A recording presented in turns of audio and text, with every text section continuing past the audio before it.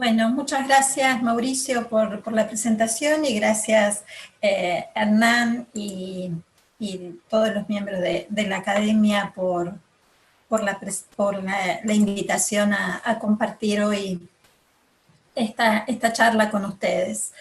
Y como se mencionó recién, la charla va a ser en torno al cambio climático y la geoingeniería, que aparece como una de estas posibles soluciones tecnológicas para hacer frente al cambio climático.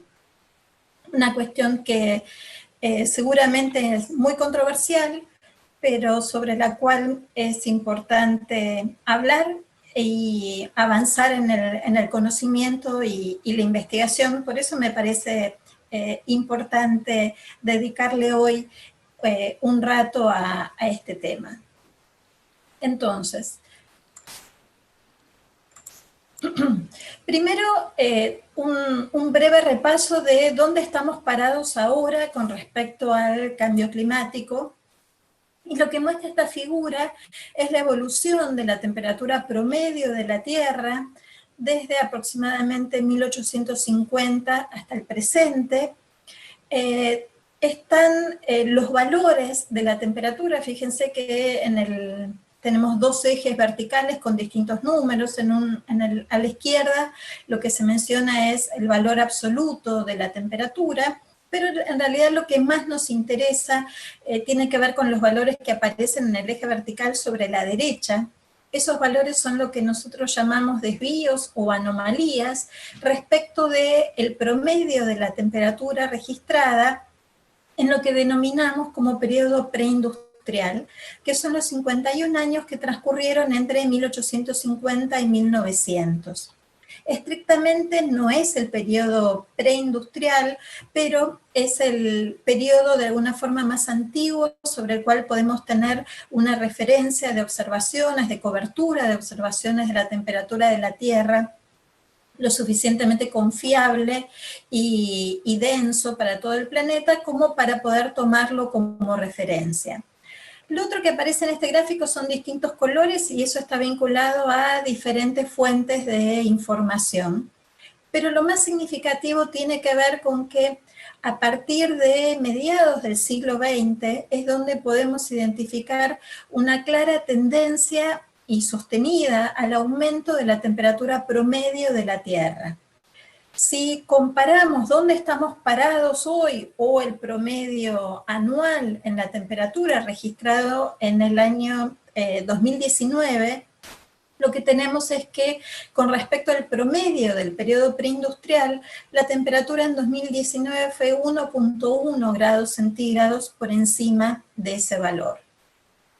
Por lo tanto, tenemos este claro y sostenido incremento de la temperatura, y que si ustedes miran en particular los últimos años de ese gráfico, lo que se percibe es que no solo la temperatura promedio de la Tierra está aumentando, sino que además ese calentamiento se está acelerando. Pero no solo es importante tener presente que la temperatura de la Tierra está aumentando, sino que el calentamiento que se está registrando se distribuye de una forma heterogénea en el planeta, y eso es lo que muestra este mapa con diferentes tonos de colores. En general lo que predomina son los colores rosas, rojos, y eso significa aumentos de temperatura. Cuando uno mira con más detalle, lo que se observa es que el máximo aumento de temperatura aparece en las regiones cercanas al Ártico, eso es las latitudes más altas del hemisferio norte. Si comparamos con el periodo preindustrial, encontramos que en esa región el aumento de temperatura está por encima de los 3 grados centígrados, casi el triple que el promedio global. Y la otra cuestión que también sobresale es que las regiones continentales se están calentando más que las regiones oceánicas. Los océanos se están calentando, está aumentando la temperatura del mar, pero la temperatura del aire sobre las zonas continentales es donde se percibe el máximo incremento, con las consecuencias que eso puede tener asociado, por ejemplo, para la población que vive en ciudades, que vive en regiones continentales. Por lo tanto, cuando hablamos de calentamiento, no solo nos interesa tener presente este concepto de calentamiento global, de aumento de la temperatura promedio de la Tierra, sino también que ese calentamiento se distribuye de forma heterogénea. Es mayor sobre las regiones continentales que sobre las regiones oceánicas, pero en particular esta heterogeneidad va a tener consecuencias en los impactos que produce el calentamiento y en la forma también asimétrica en la que se van a distribuir, precisamente en respuesta a esta forma diferente en la cual se está calentando el planeta para las distintas regiones de la Tierra. Pero no solo está aumentando la temperatura de la Tierra, sino que, por ejemplo, también está ascendiendo el nivel del mar. Eso es lo que muestra este gráfico. En este caso son datos que parten de alrededor de 1990 hasta ahora. Lo que tenemos es un sostenido incremento del nivel del mar. En promedio está ascendiendo a razón de 3.3 milímetros por año, y cuando uno explora las causas del ascenso del nivel del mar, aparecen dos cuestiones dominantes. Por un lado, los mares ascienden porque los océanos, como yo mostraba recién, se están calentando, el agua cuando se calienta se expande, y como consecuencia de esta expansión térmica, el nivel del mar asciende. Pero otra de las causas del ascenso del nivel del mar está vinculado con el derretimiento del hielo continental, que como consecuencia del aumento de temperatura, este hielo que se derrite termina fluyendo hacia los océanos. Hasta hace no muchos años, la expansión térmica aparecía como el principal efecto que contribuía con el ascenso del nivel del mar. Pero en los últimos años, y como consecuencia de la aceleración en el calentamiento, el derretimiento de los hielos también se ha visto acelerado, tanto en regiones del Ártico como de la Antártida y en muchas zonas también continentales, y este escurrimiento de agua dulce hacia los océanos aparece entonces como la principal causa, ¿sí? Como el efecto más importante en el ascenso del nivel del mar observado. Otra de las variables que se está modificando a lo largo del tiempo está vinculada con la lluvia, y eso es lo que muestra este mapa, los cambios en la precipitación en regiones continentales, donde ustedes ven colores verdes, indica regiones donde la lluvia ha estado aumentando, los colores marrones donde la lluvia estuvo disminuyendo. Y claramente se puede observar, si uno mira con más detenimiento Sudamérica, en particular el sudeste de Sudamérica, aparece como una de las regiones de la Tierra donde el aumento de la lluvia ha sido más marcado. En contraposición, lo que tenemos es que en parte de la región amazónica hay un marcado descenso de la precipitación, y lo mismo sucede en la región al oeste de los Andes, con una tendencia a menos lluvias. En la jerga del cambio climático, en general, este patrón de distribución de regiones donde aumenta o ha estado aumentando la lluvia y zonas donde estuvo disminuyendo, se suele decir que los ricos son cada vez más ricos y los pobres cada vez más pobres, y esto tiene que ver con en los términos en los cuales hay disponibilidad de agua dulce. La lluvia ha estado cambiando de forma que está aumentando en las regiones que ya son normalmente húmedas, que ya tienen disponibilidad de agua, mientras que la precipitación ha estado disminuyendo en las zonas donde ya son deficitarias en cuanto a la disponibilidad de agua. Como consecuencia también del aumento de la temperatura, yo les mencionaba, aparece el derretimiento de los hielos, que forma parte de una de las componentes que provoca el ascenso del nivel del mar. Este derretimiento de los hielos se ve claramente también en los procesos de retracción de glaciares. En este sentido, la mayor parte de los glaciares andino-patagónicos están en retroceso. Estas dos imágenes muestran el glaciar Uppsala para 1931 y otra imagen del 2016, donde se ve claramente cómo se está dando en una forma muy rápida el derretimiento de los hielos, que si uno quisiera ver un resumen de qué es lo que pasa en toda la zona andina, en la zona andina patagónica que yo mencionaba, es lo que aparece en este gráfico a la derecha, donde se observa precisamente esta marcada retracción. El único glaciar que está estabilizado en esta zona es el glaciar Perito Moreno, pero todo el resto de los glaciares están en franco retroceso. Por lo tanto, a modo de resumen de los cambios observados en el clima en las últimas décadas, podríamos decir que la temperatura está aumentando, como yo les mostraba, a nivel global, con diferencias regionales, pero no solo la temperatura promedio ha estado incrementándose, sino que también tenemos olas de calor que son más frecuentes, que son más intensas, que duran mayor cantidad de días, que alcanzan extensiones espaciales, dominios espaciales que también son cada vez más significativos. En términos de hielo y glaciares, como yo les mostraba, hay una marcada retracción de los glaciares. Esto, junto con el incremento de la temperatura, son los forzantes en el ascenso del nivel del mar. Y en términos de lluvia tenemos una clara simetría entre regiones donde hay aumentos observados en la precipitación, otras donde hay una disminución en las lluvias, pero también aparecen cambios en lo que nosotros llamamos eventos extremos de la precipitación, lluvias muy intensas, procesos de sequías prolongados que pueden estar asociados a procesos de desertificación también, en diferentes regiones de la Tierra. Entonces, cuando uno se pregunta, bueno, estos son los cambios observados, estos son los cambios que nosotros detectamos en el clima, ¿a qué le podemos atribuir estos cambios que estamos observando? Y por lo menos la certeza científica lo que indica es que los cambios observados desde la segunda mitad del siglo XX claramente pueden ser atribuibles a acciones humanas. Dentro de esas acciones humanas aparece el uso intensivo de los combustibles fósiles, petróleo, gas natural, carbón, como elementos para producir energía, actividades productivas, agricultura y ganadería. En el caso de combustibles fósiles, principalmente se emite dióxido de carbono en la atmósfera. En el caso de agricultura y ganadería, se incorpora metano, óxidos de nitrógeno.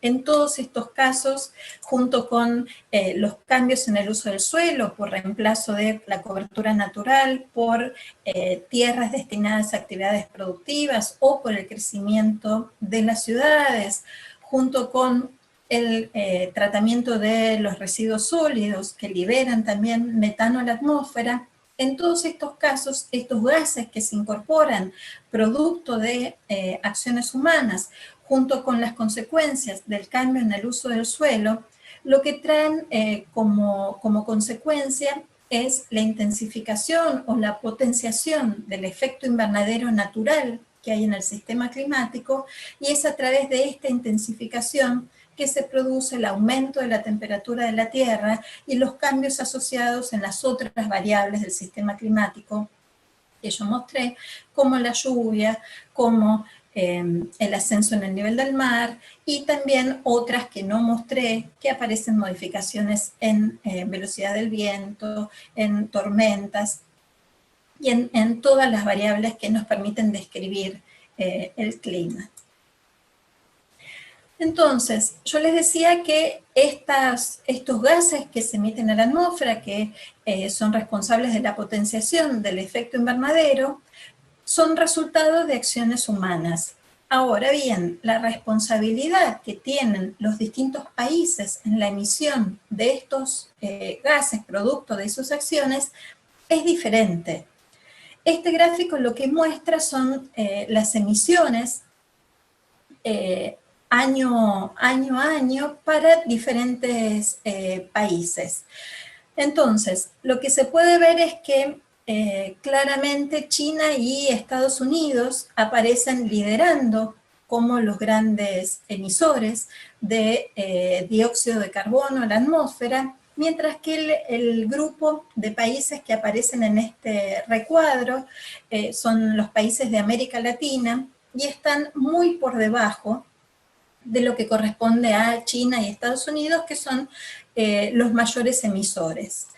Por lo tanto, si uno quisiera pensar en términos de responsabilidades, claramente América Latina aparece muy por debajo en la responsabilidad de las emisiones de los gases que producen el cambio climático, que tanto países desarrollados como Estados Unidos, si incluyéramos Europa, aparecería también, por ejemplo, al tope de la lista. Lo mismo pasaría con Australia, con Canadá, mientras que también aparecen responsabilidades de países emergentes, como por ejemplo China, pero si agrupamos a América Latina, estamos bastante por debajo en términos de responsabilidades. Pero si miramos el detalle dentro de América Latina, lo que vemos es que las responsabilidades de cada uno de los países también es diferente. Al tope de las emisiones aparecen México y Brasil. Hasta hace poco tiempo Brasil era el máximo emisor, México en segundo lugar. Bueno, los últimos datos revirtieron este orden, pero son los que aparecen como mayores emisores. Y Argentina aparece en el tercer lugar. Eso lo que significa es que, si bien América Latina contribuye poco con las emisiones de los gases de efecto invernadero, hay diferencias dentro de la región, y en particular México, Brasil y Argentina aparecen al tope de la lista de las emisiones. En términos de volumen, de cuánto dióxido de carbono se emite a la atmósfera, Argentina es responsable de algo menos del 1% del total de las emisiones globales de este gas. Por lo tanto, en términos porcentuales es relativamente poco, pero de nuevo, si nos comparamos con muchos de nuestros vecinos de América Latina, como ven ahí, Venezuela, Chile, Colombia, Perú, Ecuador, y la lista sigue, Argentina emite más que todos ellos.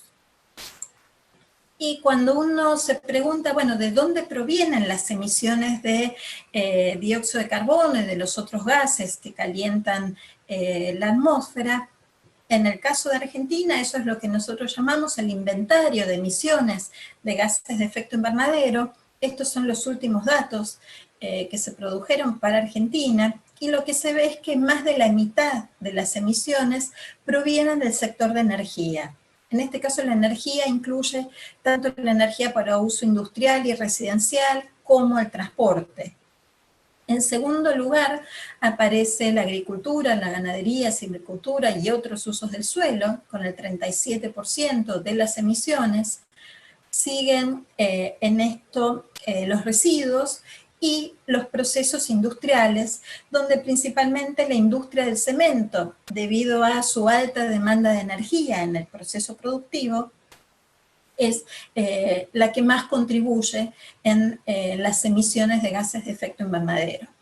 Estos inventarios se hacen siguiendo una metodología estandarizada en todos los países del mundo, como para poder hacer comparaciones, pero no todos tienen la misma distribución que Argentina. Argentina tiene una contribución relativamente importante asociada a actividades productivas como agricultura, ganadería, silvicultura y otros usos del suelo, ¿sí? Que no es lo mismo en otras regiones donde la contribución del sector de la energía y de procesos industriales es mayor que en nuestro caso, ¿sí? En términos proporcionales. Entonces, ¿qué está haciendo el mundo, qué está haciendo la humanidad en este contexto de cambio climático? Y existe en el marco de Naciones Unidas, se firmó una convención marco sobre cambio climático, en la cual participan más de 190 países. Argentina forma parte de esta convención, que tiene como objetivo adoptar medidas y acciones de forma que no haya una interferencia peligrosa con el clima. En ese contexto fue definida como interferencia peligrosa que la temperatura promedio de la Tierra no estuviera 2 grados por encima de la temperatura que había en el periodo preindustrial. Y para alcanzar estas acciones, los países tienen que definir lo que nosotros llamamos medidas de mitigación, y esto es actuar sobre las causas que producen el cambio climático, las actividades productivas, la generación de energía y el tratamiento de residuos, los cambios en el uso del suelo. Tienen que diseñar también planes de adaptación, porque el clima está cambiando y por lo tanto hay que reducir los posibles riesgos que implica el cambio climático para los distintos sectores, y en ese sentido se realizan anualmente reuniones dentro de todos los, integradas estas reuniones por todos los países y agrupaciones de países, por ejemplo la Unión Europea, que forman parte de la convención. Probablemente la reunión más famosa de esta convención es la que tuvo lugar en diciembre del 2015 en París, donde los países llegaron a un acuerdo que fue conocido como el Acuerdo de París, donde lo que se decidió es que había que adoptar en forma urgente medidas y acciones como para que la temperatura promedio de la Tierra no superara un calentamiento de 2 grados centígrados respecto del periodo preindustrial, pero a instancias de los países menos desarrollados y de los estados insulares, esas acciones tenían que encaminarse a que la temperatura en lo posible no superara 1,5 grados de calentamiento respecto del periodo preindustrial. Entonces, para alcanzar este objetivo, cada uno de los países tiene que enviar a la convención cuáles son las medidas que va a adoptar en términos de mitigación. ¿Qué medidas va a adoptar para reducir sus emisiones de gases que calientan la Tierra? Estas contribuciones que decide cada uno de los países se las llama contribuciones nacionalmente determinadas. Y los países elevan eso a la convención, cada 5 años pueden revisar sus contribuciones, pero siempre hacia objetivos más ambiciosos de reducir. Entonces, estas son las metas que se acordaron en París: limitar el calentamiento a 2 grados centígrados, con un objetivo más ambicioso que intente limitarlo a 1,5 grados. Si consideramos las contribuciones nacionales que elevaron todos los países hasta ahora en el marco del acuerdo, lo que tenemos es que la temperatura promedio de la Tierra alcanzaría 3 grados centígrados. ¿Sí? Estamos todavía bastante lejos de lo que se impuso como meta en el Acuerdo de París. El Acuerdo de París fue firmado por todos los países. Hasta ahora Estados Unidos es el único país que firmó y expresó su voluntad de salirse del acuerdo y ya inició ese proceso de salida del Acuerdo de París. El resto de los países que forman parte de la convención, más de 190 países, están en este proceso de haber presentado ya sus contribuciones nacionales y en procesos de revisión también. Si no existiera el Acuerdo de París y siguiéramos emitiendo gases de efecto invernadero como lo venimos haciendo hasta ahora, el aumento de temperatura a fin de siglo estaría alrededor de los 4,1 grados centígrados. ¿Sí? Entonces, considerando las contribuciones nacionales, estamos algo mejor que si no hiciéramos nada, pero en realidad estamos todavía bastante lejos del Acuerdo de París. Porque no hay que perder de vista también que las contribuciones nacionales hasta ahora están mayormente planteadas en términos de deseos, de acciones que se van a implementar, pero en muchos casos todavía son acciones que no se iniciaron. ¿Sí? Por lo tanto, estamos encaminándonos más a un mundo que podemos llamar un mundo de 4 grados centígrados, que es un mundo más de la inacción climática, donde, de nuevo, un promedio de 4 grados centígrados, no hay que perder de vista la simetría en la cual se distribuye ese calentamiento. Estamos hablando de temperaturas que serían superiores a 4 grados centígrados en la mayor parte de las regiones continentales, y de nuevo ese máximo calentamiento además se daría en las regiones del Ártico, en las latitudes altas del hemisferio norte, donde el calentamiento podría superar los 10 grados centígrados. Y este mundo se contrapone con el mundo en el cual deberíamos encaminarnos si se cumpliera el Acuerdo de París en su objetivo más ambicioso, que sería un aumento de temperatura promedio de 1,5 grados centígrados, que para alcanzar este objetivo, sin duda es el mundo donde la acción climática se implementa, se sostiene en el tiempo y además es llevada a cabo por todos los países del mundo. Pero sin duda, este mundo de 1,5 grados, tampoco hay que perder de vista que es un mundo donde estaríamos en una situación peor que en la actual. Yo les decía que en 2019 el aumento de la temperatura era de 1,1 grados centígrados. Lo que estamos admitiendo en el marco del Acuerdo de París es ir a un mundo más cálido que el mundo actual, y donde 1,5 grados de calentamiento implica que en algunas regiones la temperatura va a subir por encima de ese valor. Y en consecuencia los riesgos y los impactos que va a tener el cambio climático, aún en el marco del Acuerdo de París, también se van a distribuir en una forma heterogénea. Entonces, cuando hablamos de acción climática, ¿de qué hablamos? De estas dos estrategias que yo mencionaba antes, la adaptación al cambio climático, que tiene que ver cómo podemos actuar sobre los impactos que ya está produciendo el cambio climático, sobre los riesgos que implican a futuro, y también medidas de mitigación, cómo actuamos sobre las causas. En cualquiera de estas dos circunstancias, cuando hablamos de adaptación y de mitigación, es fundamental tener presente que son medidas que tienen que sustentarse en políticas públicas. Los países deben desarrollar y deben tener planes de adaptación y planes de mitigación, y esos planes, en el contexto de cambio climático, que implica que se tienen que sostener a lo largo del tiempo, ya no solo por muchos años, sino también estamos hablando de algunas décadas, es imprescindible que sean políticas de Estado, que trasciendan a gobiernos individuales.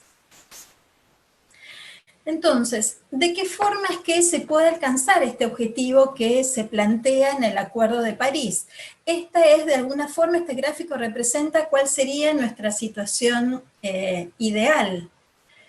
Y es que estamos en un contexto donde la temperatura de la Tierra está aumentando, pero que de alguna forma logramos implementar las medidas como para estabilizar ese calentamiento en 1,5 grados sin superarlo. Siempre hablando con respecto a la temperatura que teníamos en el periodo preindustrial.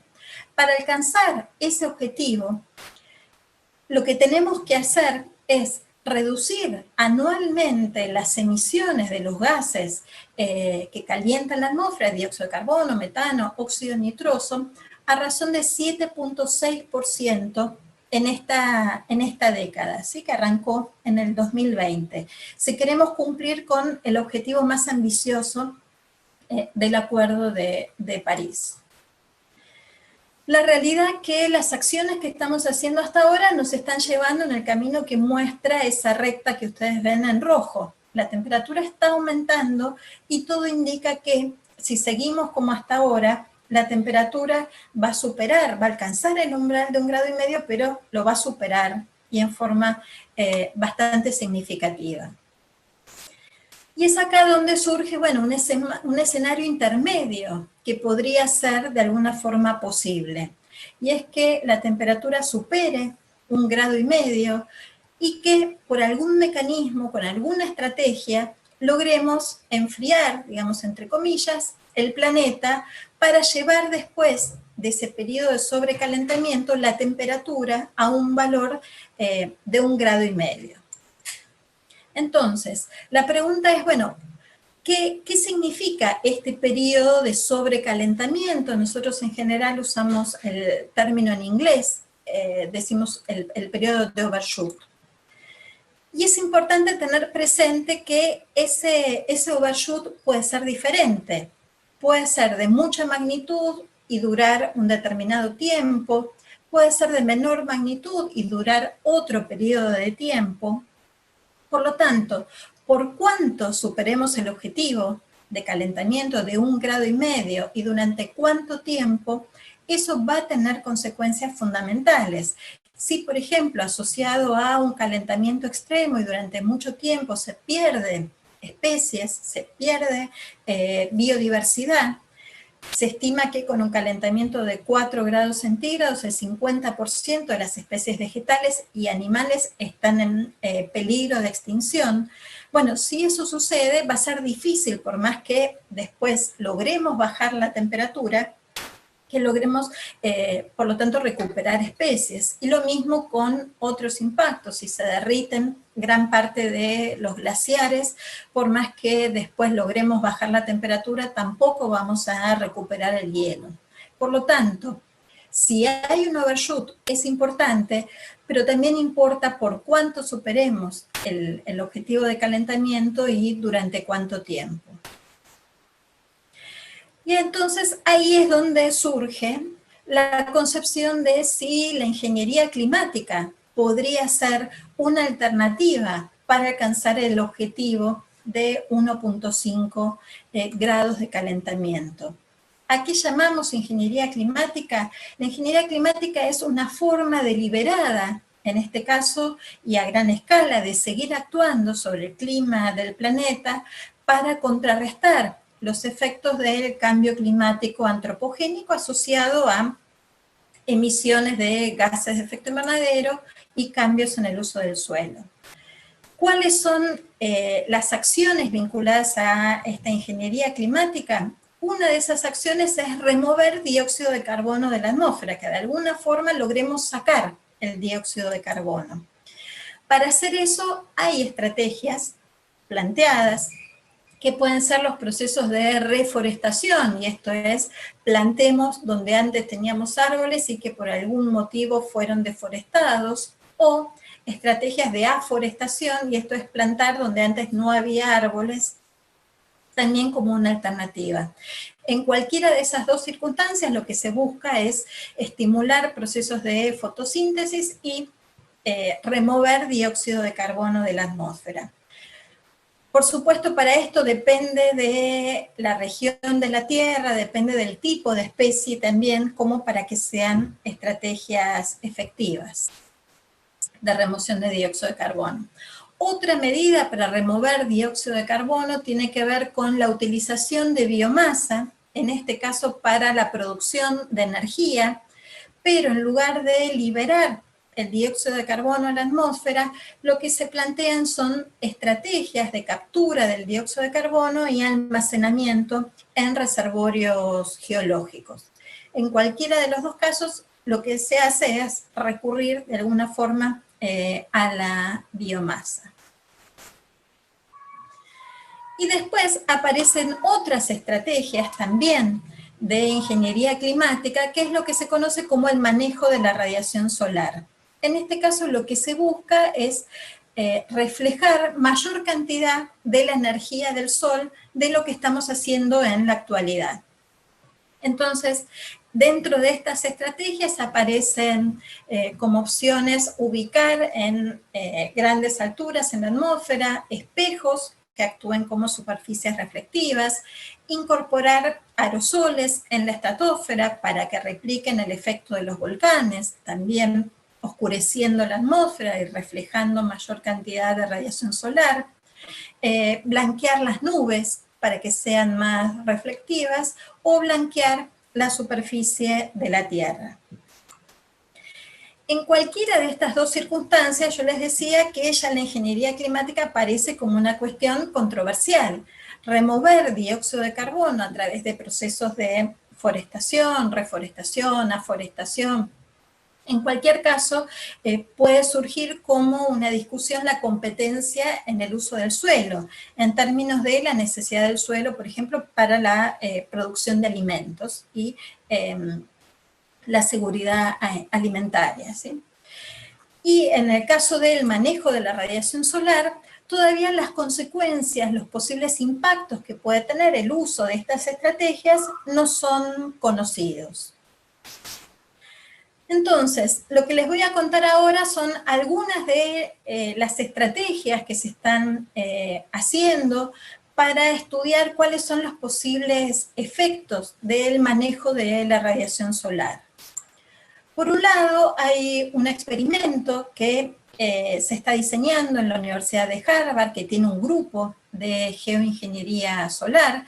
Ese experimento se llama SCOPEX, que lo que busca es, a través de un globo, como ustedes ven en la imagen de la derecha, es hacer mediciones de cómo sería el proceso de lanzar aerosoles en la estratosfera para de alguna forma usar esto como una estrategia que replique el efecto de los volcanes y así poder enfriar el planeta por la inyección de aerosoles en estos niveles de la estratosfera.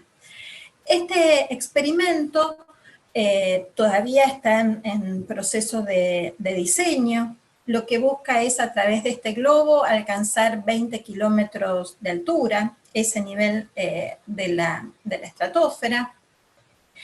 Llevaría lo que ellos llaman una góndola, y con un sistema que eyectaría partículas. Lo que busca el experimento es, hay mediciones que no se pueden hacer en laboratorio. En un laboratorio uno no puede replicar el funcionamiento de la estratosfera, de ahí la necesidad de hacer este experimento, para evaluar, por ejemplo, cómo serían los mecanismos para liberar aerosoles en la estratosfera y hacer mediciones de cómo se comportarían una vez que estos aerosoles son lanzados. En los volcanes, lo que se libera en la estratosfera son partículas de sulfuro. Estas partículas de sulfuro interactúan con el ozono bueno que está en la estratosfera, y por lo tanto no sería una alternativa lanzar el mismo tipo de partículas, porque se sabe que habría una interferencia peligrosa con la capa de ozono. Por lo tanto, lo que se propone lanzar con este experimento son otro tipo de sustancias, primero hielo y después otras sustancias con calcio que no tendrían ninguna interferencia. Lo que buscan es lanzar una cantidad de material que es muy pequeña, están hablando del orden de más o menos 500 gramos, ¿sí?, de sustancia, y este globo con esta góndola harían una trayectoria del orden de unos pocos cientos de metros en una especie de círculo, donde primero lanzarían la sustancia y evaluarían cómo es el lanzamiento, y después volvería más o menos sobre ese mismo camino para hacer las mediciones, ¿sí? Esta es una de las instancias experimentales sobre las cuales se está hablando en términos del manejo de la radiación solar a partir de la inyección de aerosoles en la estratosfera. Y la otra estrategia está vinculada a la modelación, ¿sí? Usar simulaciones para ver cómo serían los efectos de incorporar aerosoles en la estratosfera.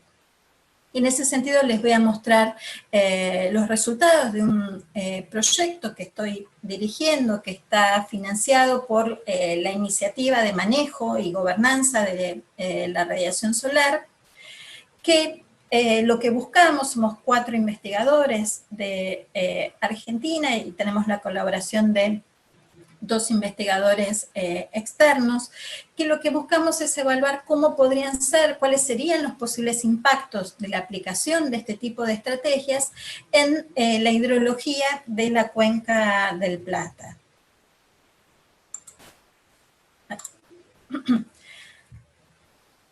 Bueno, ese es el objetivo que yo les mencionaba. Esta es la Cuenca del Plata. Para nosotros representa una cuenca fundamental para el sudeste de Sudamérica.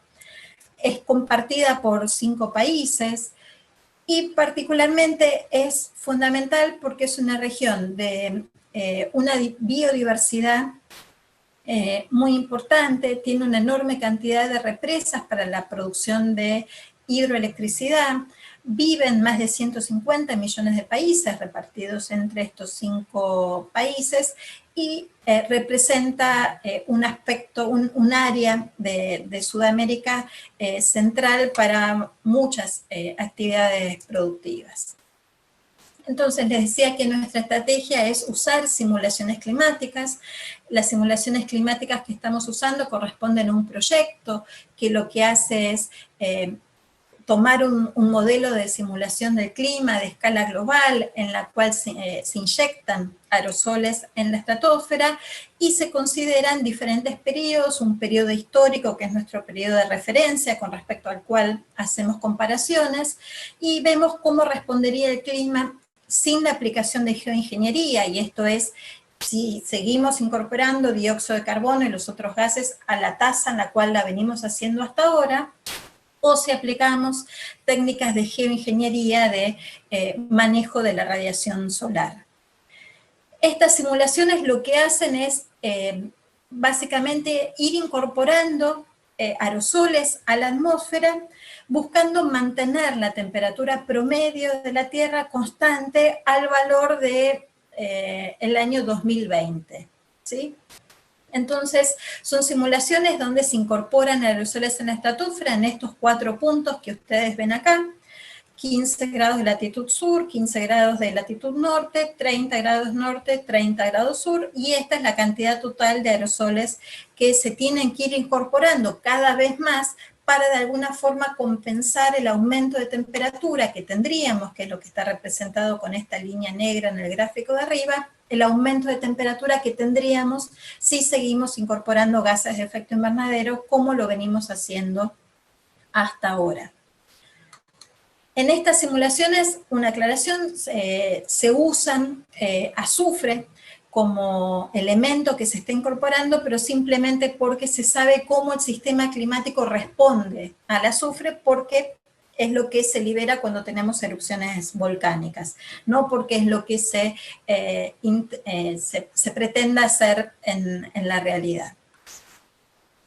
Y estos son algunos de los resultados que obtuvimos, de qué cambios habría con respecto a la temperatura mínima y máxima en Sudamérica, sin geoingeniería y con geoingeniería. Fíjense que sin geoingeniería lo que esperamos es un aumento generalizado de la temperatura en Sudamérica. Estamos hablando de aumentos que estarían por encima de 1 grado centígrado, mientras que aplicando esta tecnología, el aumento de la temperatura se mantendría debajo de 1 grado centígrado, y esto es para los promedios de los próximos 30 años, ¿sí? Por lo tanto, tendríamos diferencias del orden de más o menos 1 grado, en algunas regiones un poco más. Y lo mismo miramos qué pasaría en términos de cambios de precipitación. Sin geoingeniería aparece también indicado acá en negro lo que es específicamente la Cuenca del Plata, que es el objeto de nuestro estudio, pero lo que tendríamos es que sin geoingeniería lo que ocurriría es que gran parte de la zona amazónica tendería a disminuir su precipitación. Con la implementación de geoingeniería, el panorama no cambiaría en forma sustancial. En términos de la Cuenca del Plata, tendríamos una distribución también heterogénea, zonas de disminución de lluvia, zonas de aumentos de precipitación. En el extremo norte de la cuenca, esto es la diferencia con geoingeniería versus sin geoingeniería, el extremo norte de la cuenca tendría a tener un aumento de la lluvia, en el extremo sur, en la región sur, tendríamos una disminución. Por lo tanto, para evaluar qué pasaría en términos de disponibilidad de agua, por ejemplo, en los caudales de los grandes ríos de la Cuenca del Plata, lo que hacemos es acoplar la información climática con un modelo hidrológico, un modelo semidistribuido, que nos permite para distintos puntos de cierre de la cuenca evaluar cambios en caudal.